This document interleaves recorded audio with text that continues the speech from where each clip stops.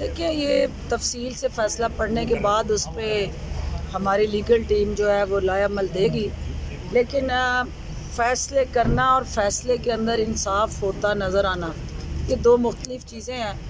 पाकिस्तान तहरीक इंसाफ के साथ खड़ी है, और अगर इस फ़ैसले के अंदर इंसाफ हुआ है तो हम उस फ़ैसले के साथ खड़े हैं। अगर इंसाफ के पैरामीटर्स ब्रीच हुए हैं तो फिर उसके लिए हर शख्स को हक़ है अपने लिए इंसाफ के लिए मुतलाशी रहे और अपनी तक अपील के लिए हुकूमत उनको लेके आएगी इधर। देखिए, हुकूमत इसमें मदई जो है ये अपील तो उन्होंने करनी है ना, तो हुकूमत तो अपील कैसे कर सकती है? हुकूमत तो उस अपील के हवाले से जब वो अपील दायर होगी, ये तो मुशर्रफ साहब के वकला को अपील दायर करनी है, तो वो अपने जब अपील दायर करेंगे तो उसके दायर अपील के जो लीगल एस्पेक्ट्स होंगे उनको देखने के बाद हुकूमत फ़ैसला करेगी कि वो लीगल लैकुनाज या लीगली उसकी क्या हैसियत और पोजीशन है।